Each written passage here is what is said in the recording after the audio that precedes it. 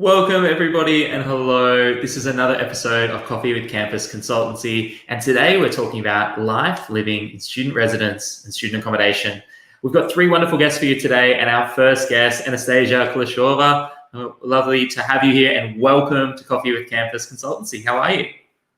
I'm great. Thank you so much for having me here. I'm honored and very excited. You're too kind. It's awesome to have you, and I'm really excited to dig into your experience, and especially looking at the idea of leadership. Before we do, just so everyone knows, you're the student engagement manager at Atira and Urbanest in Brisbane. You started in student affairs as a student leader yourself, so you've been there, and you've been working at Atira in Brisbane for over 2 years. You've worked on community building strategy, developing a leadership proposal, as well as running communities in 3 separate buildings.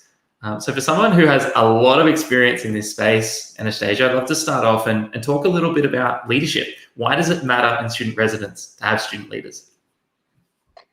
Well, that's a great question. And yes, I truly do believe that leadership is the key to really bring up this experience for students that come to Australia to get a degree, to get some set of life skills in Australia from university and the environment around them. And if they come and choose to live in student accommodation, this is clearly that they are looking for some extra experience or some extra community around them. And I think student accommodation is a great space to really encourage them to show that, excitement for things, for projects, and take on projects to lead them.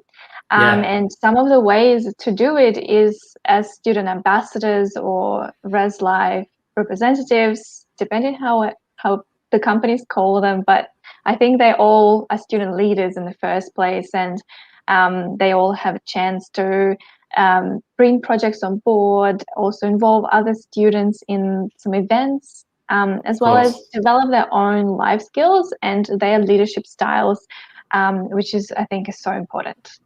Awesome, I agree. And there's a lot to dig into here. I think maybe a nice place to start would be sometimes the idea of like leadership can be quite big and quite hard to grasp. So what does that look like? If someone's living in res and they say, I would like to be a student leader, how do they get the role? What do they actually do in the role? What does success look like in the role? What does it really look like? Yeah, it's a good question. And I, again, think it happens differently everywhere. And I think it's really nice to learn from each other in our small industry, I think, comparatively. Yeah. For me personally, I think it starts with self-leadership. So when we hire student ambassadors, we provide training and also aspire to work with each individual to help them to get on a level where they manage their own self-leadership really well. So keeping them organized, knowing that they will have to dedicate time to study, to other involvements, as well as events and other activities that we do at work in our buildings. So knowing that they have good strategies to take care of all of that.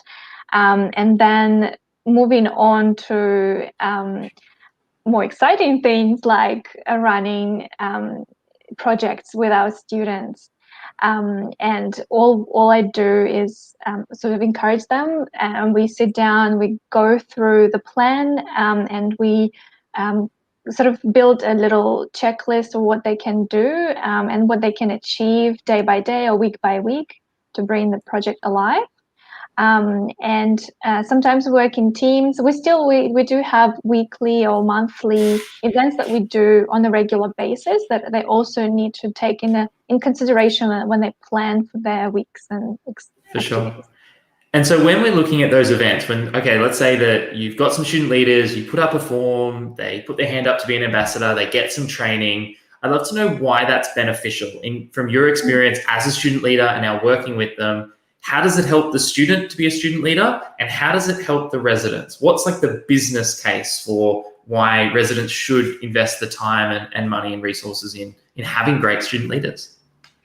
Yeah, well, first thing, obviously, for the business, I did some research in our own company based on our event attendance and our occupancy, and drew parallels to occupancy and engagement at events from residents. And it was clear that buildings that have strong programs, strong engagement, and not only good calendar, but also things that happen outside of calendar. What's happening on Thursday night? There is no event, but there's still 40 people downstairs. You know, those sort of community themes, which are the best.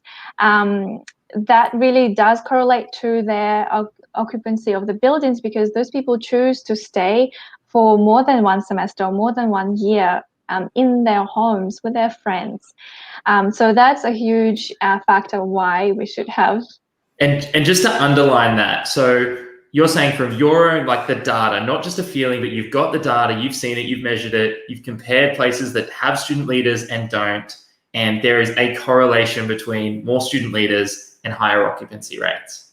Yes, absolutely. And equip student leaders. And for the actual individuals who do apply for these roles, it's life skills and transferable skills of leadership, self-organization, organizing logistics, as well as public speaking, because it involves a lot of, on induction nights, you do public speaking, or you need to bring everyone down to a specific location. You got to be good at organizing people and be quite approachable as well. So all of those, personally, I have learned all those skills on the job as well as a student leader at university. So that helps me a long run in my work right now. Yeah. I love it. I love what you said there too. And I know we've only got short little segments today, but I loved what you said about it's having student leaders there when there's a Thursday night and nothing's planned.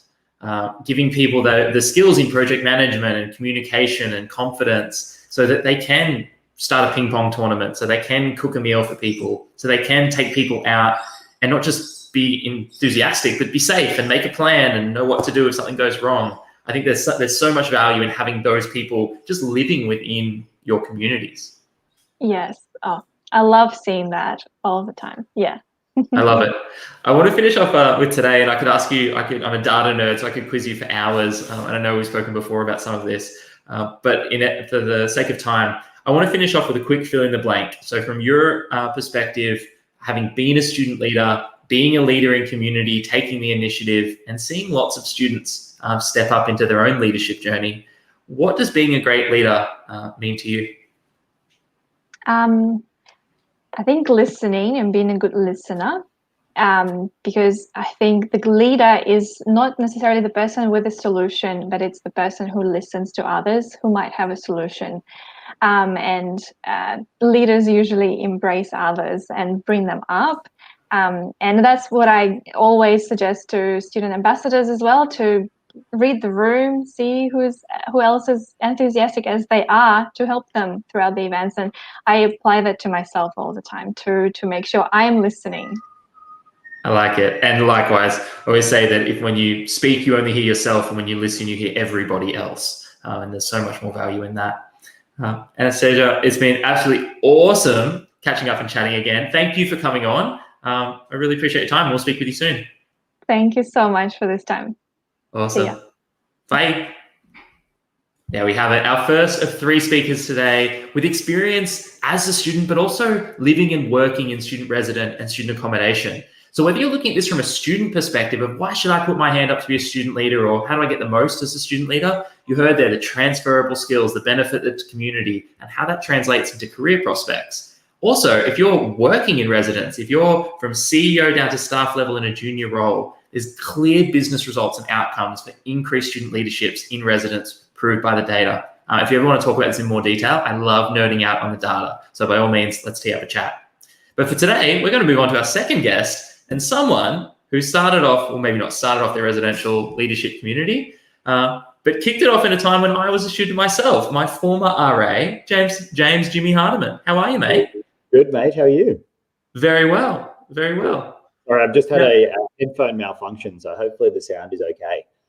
It's perfect. It's perfect. Excellent. Good, mate. Jimmy, with I won't take a guess at the number of years, but with quite a bit of experience in the last decade in student res, you're now the Dean of Students at St Hilda's College at the Uni of Melbourne. It's now, having worked obviously at UNSW where I first met you, and being in charge of initiatives around pastoral care, wellbeing, academics, student activities, somehow fitting in a family and an MBA. Yeah, that's crazy too. Yep. To even do that, you'd have to say that this is something you're passionate about. And I thought I'd love to start today just to get a bit of an insight with someone with a decade or more of experience in the space. What's the secret sauce? What's the magic of student colleges and accommodations? What's the X factor or the special thing that's occurring there? It's a great question. I think the answer to that is why I get out of bed every day, and certainly why people like you, I think, work in this area too. I mean, we both have a very similar experience, having started an engineering career and then realizing that it wasn't exactly what motivated me to do what I do. I think the short answer, Josh, is an ability to help people transform. You know, we talk about the difference between transactional education, which I think a lot of what a tertiary education is, you know, within a class and a tutorial space is quite transactional and at its core. And what we can do in a residential college setting is to be transformational. You know, we can challenge students' perspectives on lives. We can lift them up and change their mindsets. We can allow them to challenge their values. We can take them from being someone who's never really even thought about what it means to be a leader, much less understand that they could possibly be one, and all of a sudden be thrust into a leadership role that changes their lives and allows them to become, you know, such an impactful force on our society in future. And that's awesome. You know, I mean, obviously we love helping our students academically at a specific course content, you know, place and space. But for me, what motivates me is everything around that, is the ability to hopefully transform people's lives. Definitely.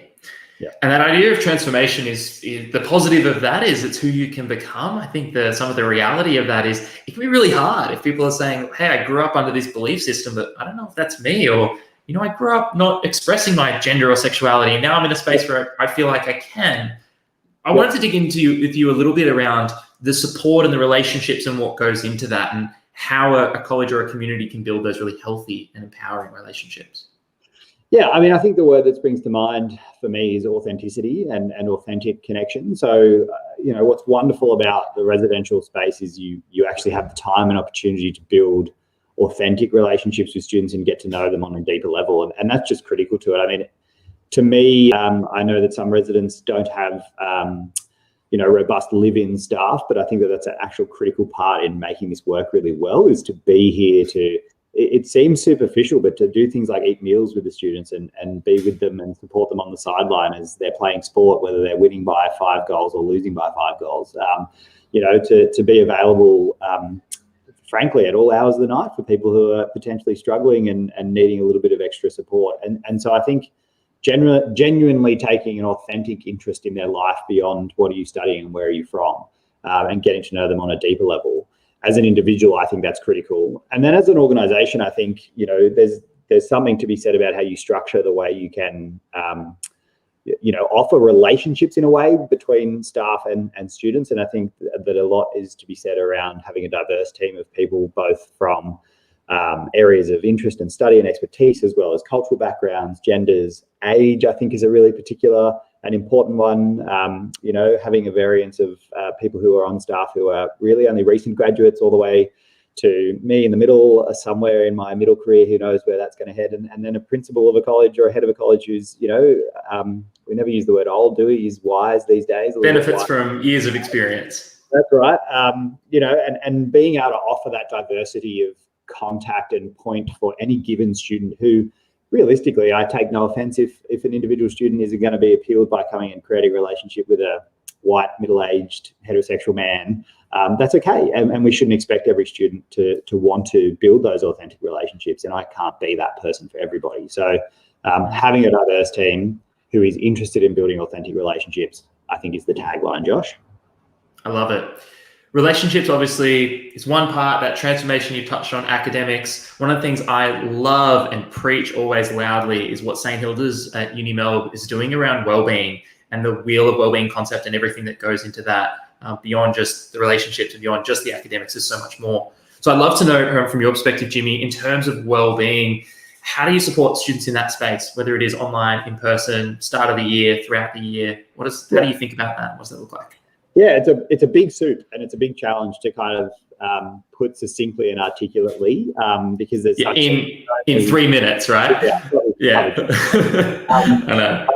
I have a model that I operate on, which is sort of a spectrum between what I talk about to be proactive and preventative, all the way up to reactive when you're talking about wellbeing. I think most people, when they think about wellbeing and pastoral care and your role in that space, you picture, being a pastoral care provider or a pseudo counsellor to someone who's having a really serious issue in their life and needing your support there and then, for someone to listen to or someone to seek support or to be referred through. And of course, that's a part of what we do. And we have people who are trained to do that and available and caring in times of need. But for me, a bigger part of the picture, and just as important, is the sort of the base of the pyramid around prevention and, prevention really, ultimately. I'd love for you to touch on that a little bit, because I think that's, as you say, it is the base. Yeah. And sometimes you can see the pointy end of the pyramid, but not realize that a lot of that can be avoided if we get a good base. Absolutely. So we've implemented what I've called the wheel of wellbeing. I'm sure there are other ways we could frame it, and maybe we will in the future, but it aims to deliver a series of different activities and events that are beyond the classroom. So it's not academically focused, and frankly and bluntly beyond the party. So obviously both studies and parties are a big part, an important part of residential life. But the stuff in the middle around things like community and giving back and charitable work and volunteering, sustainability and engagement with the environment and the local community, physical health and mental health portfolios and activation and interest in those areas, inclusivity and belonging, and allowing students to have an understanding of their place in this community as well as others' places who might be different from them. And when you piece them all together, the idea is that we have a series and a range of events that range from generally just putting information out into the community and having one of our staff members who's responsible for doing that routinely, but also running events that allow students who are genuinely passionate in that area to get something out of their experience that is beyond the classroom and beyond the party, that they can really engage with. And ultimately, the more they hopefully embrace that wheel of wellbeing, the more well, I suppose, they will become, and the more supportive a relationship we strike with the staff that are running those events. So I've been investing a lot of my time in thinking about how can we bring people down from that sort of reactive space and help them create a relationship that is authentic, allow them to be someone who is engaged with their community or an area of passion, which is only going to contribute to their wellness before they potentially might need support. That's the idea. Love it. And we see it work. And I think what's brilliant there is we know in a classroom, you can't just go to a boring lecture and cross your hands and just hear information all day, in the same way that something is as multifaceted as diversity or inclusion or all those different topics. It can't just be information. I think what's so brilliant and subtle about this is it simultaneously activates the student to be the leader. It gives them an opportunity to step up and talk about something they care and frankly know a lot about. But also it makes it engaging. It makes it hand-on. It makes it tactile. It's somewhere that people can go and draw or speak or debate. So it takes it from the brain into an experience. So I think it does those two things, but all at a preventative level, not at something's gone wrong, we should run an event to. Right. Yeah, and you've touched on a really critical point where students are able to be empowered to run and manage and engage these issues and ideas themselves. Outcomes are always more authentic and more effective, and that's what we strive to do. We set up the foundations of these ideas and events, and hopefully get students involved as leaders to run them themselves. I love it. Jimmy, you're amazing. And as we know, I could talk to you for hours. A quick thing to finish off today. I'd love you to fill in the blank. A healthy and thriving community is, or has, or does, or... Oh, mate. Is I think open to be challenged. It's a bit counterintuitive because challenge is a challenging thing to think about, but a healthy and thriving community is not afraid to challenge itself and to change. I think, and to be open and honest about that. That for me shows a really, and that goes from cultural issues all the way to well-being and mental health related issues. You know, if we're open and communicating authentically and honestly and prepared to be challenged and change the way we do things, I think that is a good sign of a healthy and thriving community. I love that. I love how that ties into one of the first words you said today, which was around transformation. I love that idea that if you live as you were in the past, you're living in the past. And Yep. if you live as things could be, you're living in the future. And if we don't challenge things, how's anything ever going to grow and change? Absolutely. Cool. Yep. Jimmy, you're a gentleman. Thanks for sharing your insights on well-being, relationships, and everything in between, mate. Appreciate Always it. a pleasure, Josh. See you soon. Always a pleasure. I'll see you soon. Very cool. Second there today, you heard from James Hardiman, currently the Dean of Students at St Hilda's College at the University of Melbourne. Awesome program and a residence in a college that if you just go to their website, if you Google St Hilda's College, University of Melbourne, not some of the many high schools that are named St Hilda's, although no doubt they're fantastic as well. But if you do go to the St Hilda's website, you'll see really what the college is about. It has such a unique brand and flavour and really preaches and practices exactly what you see there on the website. So couldn't recommend it highly enough.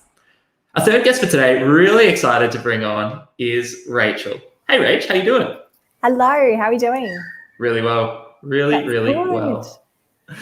Rachel, if people aren't familiar with you and your work, you're the Student Life Director at Journal Student Living. You've worked in student support and engagement across higher ed and accommodation. And what I'm really interested in, as with everything in your story, but particularly this line around actually struggling with the transition to uni and living out of home yourself, which I did as well, but now being so passionate about supporting and making those experiences inclusive for the next generation of students. So I'd love to start off a little bit with you today. Maybe if you feel comfortable, just tapping into that bio line a little bit around what was it like? What do you remember when you first moved out of home and how did you think and feel and act when you were in a new environment? Yeah, for sure. So I feel a bit dramatic when I talk about it now because particularly working with so many international students and with the border situation at the moment, and I'm like, oh, I moved 2 hours away. It was really hard. But the transition and the resilience required for the transition really took me by surprise. And being in a new environment and a relatively safe one, I chose a university that was smaller. I tried to get myself involved with activities and events, but I just found it really hard having those first conversations, feeling confident, even finding a buddy to go to that first event with. You know, you need that like wing person to have that courage to walk into something. So I did. I really struggled, and I really struggled verbalizing and communicating with my loved ones about how difficult I found that challenge. One of the sort of key experiences that stick in my mind is I went on an orientation camp that my university ran, and most of these people are my closest friends now, but the particular student leader group that was in place at the time, to be a student leader was a privilege and a perk rather than serving the community and focusing on the young people that you've just brought away from home for a weekend who are new and need to really be supported in meeting one another, facilitating activities, those sorts of things. So that kind of inspired me to get involved with my student organisation at uni to be that change, to go like, hey, not everyone is like you. Not everyone is from 30 minutes down the road and you've caught the tram from mum and dad's place into uni. And not everyone wants to party. Like James was talking before about the experience being so much more than just partying. Now, I sure did my fair share of that once I found my feet. But I'm just imagining James like lighting up here, like, if Rachel was in residence, yeah, would have been right under the wing there. I really look to go, not everyone's experiences is the same. And we have seen, even since my time at university, the student demographic has broadened so much. And we've got to make sure that we're offering an inclusive experience that is respectful of the baggage or the experience that everyone's bringing with them. Yeah, I love that. It's this is a really random reference, but as people will be familiar with this is what I do. I was listening to a podcast yesterday on a drive home from Brisbane, and it was a guy who started, of all things, Hinge dating app. But he was saying when he first went to university, he really, really struggled. And the way he dealt with it was to be the party guy. And he woke up in mid-March and realized there hadn't been a day in the year that the night before he hadn't gone out drinking. And he was like, 90 days of drinking, could that be a problem? Yes. I went to see a drug and alcohol specialist. They're like, you need to stop right now, you know? And it was this thing where he sort of said, like, as you say, everyone's experience is different. Even some people who look like they've got it all under control are coping. We all cope in our own ways. And it's finding I listened to our CEO chatted yesterday with our student leaders, and he was saying how more connected we are these days. Because previously you had to hope that you stumbled across someone who shared common interests, whereas now, you know, you're following on Instagram, or you're joining a digital community that is around your hobby and your basis. And so something I really hammer home with student leaders, and something I've been trying to work on this year, is the concept of networking and breaking down the scary networking word, not only to build up their own, I suppose, comfort level and competence with it, but going, well, finding out that Max on level 1 and Sophie on level 5 both do engineering, they've got something in common now that can facilitate that first conversation. So we're the little matchmakers along the way to help them have those conversations and find a level of comfort in their new environment. I love that. I almost had to ask you the question I really wanted to ask you, which was around how do you help students when they're feeling vulnerable to have that sense of belonging? How do you create that sense of belonging? So you've given one really practical example there to sort of, I guess, and that's, you know, sometimes we can hear the word, we're empowering our students, but what does that look like? It's like, well, here's a list of students and what they study. Here's their room numbers. Can you go knock, introduce? Yeah. I wonder if there are any other examples of that in terms of, you've got students in residence from lots of different backgrounds. Journal's unique as well because different universities, which isn't common for, say, like a residential college. Are there any other things that you've seen, practical examples, programs, events, that have really helped students just make that first friend, find someone that they can relate to or get along with in res? Yeah, for sure. So I'm probably, I'm a Jan, Feb, March specialist. It's my favourite part of year. Nice. And I was really reflecting on what we do, because it's easy to go, it's on paper, or this is just what I do year in, year out. So because Journal is a relatively new facility, we opened in 2019, we had the ability to go, what do we want to do? How do we want to do it? And what kind of impact do we want to have on our students? So I've found that our approach is actually quite intimate. So whether we're welcoming 100 students or 500 students or opening a new facility, you still want to connect with that every person, because to that person, that's them. They're all they know at that point. They're not necessarily worried about everyone else. They want to know that they're being looked after and they're being seen as a new person in a new environment. So we really... supportively, aggressively, I say aggressively in that we do so much around this time. There is something on every day. A student is offered a tour of the facility within the first 24 hours of living with us. I have been marching around the university precinct in Melbourne for the last 3 years at the start of each semester. Where do you study? Right, let's go find the library. Do you know where the nearest Woolies is? This is the free tram zone. And in doing that, you get to have some beautiful one-on-one conversations, and you start to know the students as well. We do speed friends, which I know a lot of institutions or a lot of places of accommodation do. And I saw the best, I suppose, tangible result of that this year, where I get to have my sort of proud mum moments. I had a speed friends on a Monday. There was about 12 students in attendance. You could see some of them really hit that off. I sort of back out 25 minutes in and I go, you know, feel free to have your own conversations. If it's time to go for you, if you've reached your limit, like, feel free to head off with me, like I'm heading upstairs now. The following Thursday, I noticed a group of students congregating and sitting together in the lobby, and I sort of walked past and I was, oh, you know, g'day, what are we up to? Oh, we're going op shopping. So between the 12 students who had met on the Monday night, they'd started to build their networks. Social media is a fantastic tool to connect in that respect. So they had the group chat going, and there was 19 of them that headed off to go op shopping together. And so these students didn't know each other on Monday.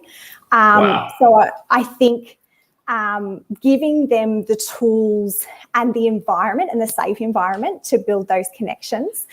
Another point that James made earlier, that we don't have a live-on model here. We have staff 24/7, but and, you know, a lot of student professionals will know that students don't operate 9 to 5. We'd love them to, because it suits our office hours quite nicely. Yeah. But we really work with our student life team here and our staffing to go, right, when are students around? So, for example, I might do the 9 to 5, set up breakfast in the morning and chat. Another staff member might do a 12 till 8 and do something later in the evening. And just that visibility we have found has really helped, because then we're not support staff who are behind a counter or behind an office door, or I don't know her email and I don't know how to get in touch. So that presence and using our beautiful common spaces to do so. I've got a puzzle going at the moment that I'll sit out for half an hour and do a puzzle and say g'day to students coming by, or I'll take my laptop and sit in the lobby or the courtyard if it's a beautiful day, just so you can have those how are you going conversations. And you do find out information. A student who walked past yesterday, I was like, how are you going? Oh, I'm procrastinating. All right, let's have a chat about procrastinating. You might think you're procrastinating by chatting with me about that, but how are we going to refocus for the rest of the afternoon? So I think that over the top visibility in that first sort of transition period, I know a lot of the research is behind the first 6 weeks, and we really try to align with the efforts that we make along that time to make students feel really welcome and ultimately that this is home. I love that. I think it's a really practical one too for both staff and the students in those leadership roles, the idea of over visibility, to be sitting around, be present, be near the entries or the exit ways or in the cafe. And we can speak to this obviously with Rach. When I was in Melbourne, I think the last time, I was walking past Journal and I looked in and I could see you from the outside and gave you a wave, and we came out and had a nice little chat. And then 2 weeks later had a coffee next door at the cafe right opposite the door, so you could see people in there. And that whole setup around, I love the entrance way into Journal in Melbourne. I don't know, there's multiple, but the one where you are, it is so open and welcoming, and it feels like you're being welcomed in rather than here's a sliding door, someone's behind the desk, you're up that way. It feels like you're being brought in. Yeah, and that it's, there's no barrier to me coming out and saying hello. And the lovely things that you find is, we put some heavier weights in the gym because there's a great group of students this year who are really enjoying using the weights equipment. They're like, oh, Rach, would you mind? So we go, no worries, like great that we've got that relationship. Hey, what would you like to do next semester? Because I'm looking at adjusting my programming. So you don't always need student surveys or formal emails or requests to get those kind of things happening if you know what's happening in your community. That's amazing. Rach, I want to ask you one quick question to finish up today, if we can. I'm just realizing I had a little typo in it, so I'm fixing it up. So hopefully this sounds right as it comes out. To make the most of life in residence, you must what? What can people do proactive in the community, over in their room, as a mindset? What can they do to make the most of life in res?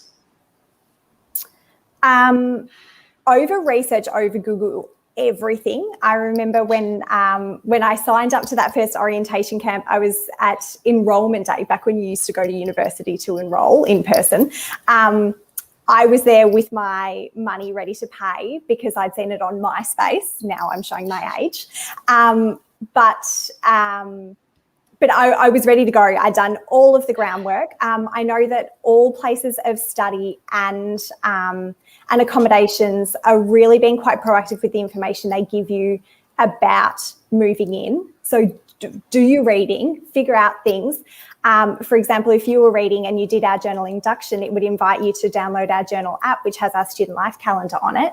Cool. So then you're going, okay, what's the event? From an emotional resilience preparedness, back yourself, pick that one event that you think that you'd like to attend or you think will help you meet other people. And something I say to our students, I actually learned from a former manager of mine, if you're going to an event or an activity and you're feeling at a bit of a loss, you're not, there's not people there yet, or you're not sure if you want to go and start a conversation, go and see the organizer and ask if you can give them a hand. Because then if you're looking busy, you're starting a conversation and, someone who wants to help me drag chairs out for speed friends, great, we'll be friends forever. But then I'm going, hi, what's your name? Great. The next person who comes in, I'm making that introduction with you straight away. So, scope the landscape with your research, but then do back yourself. I know how hard it is, and we all know how hard it is walking into a space where you know no one. Try and find the friendliest looking person in the room and or somewhere where you can be of assistance and start that conversation. I love that. That's brilliant. You're making me self-reflect and wonder just how much of my early volunteering came from absolute insecurity and feeling out of place. It's a good strategy, though. I love that strategy. It's a great way to say, if you've got a job to do, it's like when you go to a family dinner or a partner's family dinner, you don't know the extended family. It's like, I will put out the tables or put out the chairs or do the cutlery. Yeah, I'll take the platter. You look busy, you look purposeful, and it gives you, really it also gives you an interesting. out to pivot around. That's such a good flip too, of because it'd be so easy, and I could understand to say, well, I don't feel comfortable going, I don't know anyone, I'll just not go. Yes. Versus, I don't feel comfortable, I don't know anyone, let me help out, in which case it's a great excuse to meet everybody. Yes. So that's such a clever flip. Yeah. Yeah, cool, amazing. Rach, it's incredible. And as you said, do your research. I love that. Today, as people have been listening in, they've heard from Anastasiia. Obviously, when we're talking with Anastasiia, we're talking Atira and Urbanest in Brisbane.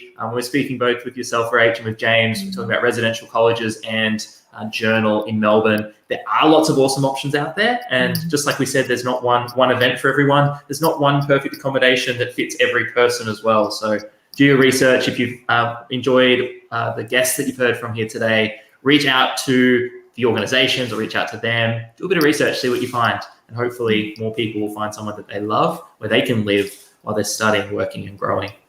Rach, thanks for your time. Thank you for having me. I've really enjoyed it. You're awesome. Speak soon. See you later. Bye. There we go, my friends. That is a wrap for our Coffee with Campus Consultancy today, talking about student life, student accommodation, student residence, and making the most of your time there. So what are the actions you can take? If you're a student and you're a prospective student, I got a message from a student this morning coming from India, looking to study online, but potentially move and transition and live in Australia. I got a message this morning. If you are a prospective student, I think what Ray showed at the end is a really great starting point. Do your research. Start with the organizations that you've heard here today, Atira, Urbanest, St. Hilda's College at the Uni Melbourne, and also Journal Student Accommodation. See what's out there, see what you like, what's different, what stands out to you.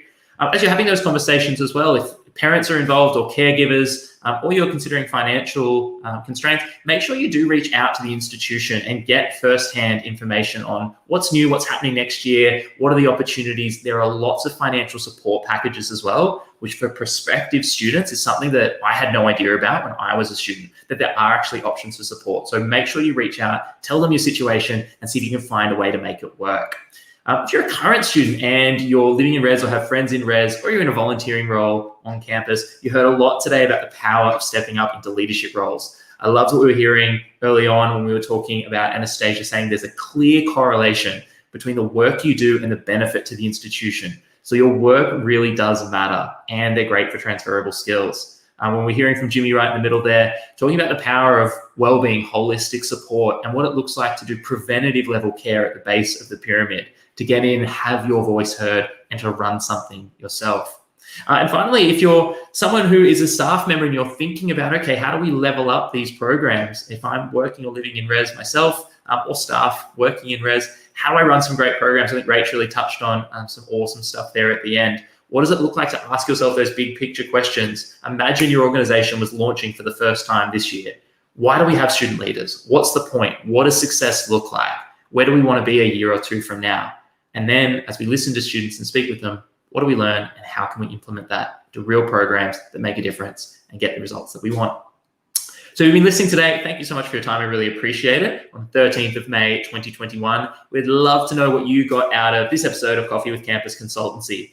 So if there's one takeaway from today, I'd love you to pop it in the comments below, send it through as a message on LinkedIn, or of course, send me an email, josh@campusconsultancy.org. We'd love to know what you got out of it, what you found most valuable. And if you have any ideas as a student or a staff member that you're looking to action, reach out. We're glad to help out any way that we can. So thanks so much, everyone, from today. A huge thanks to our guests, Anastasiia, Jimmy, and Rach for coming on. We will see you again very soon. Bye-bye.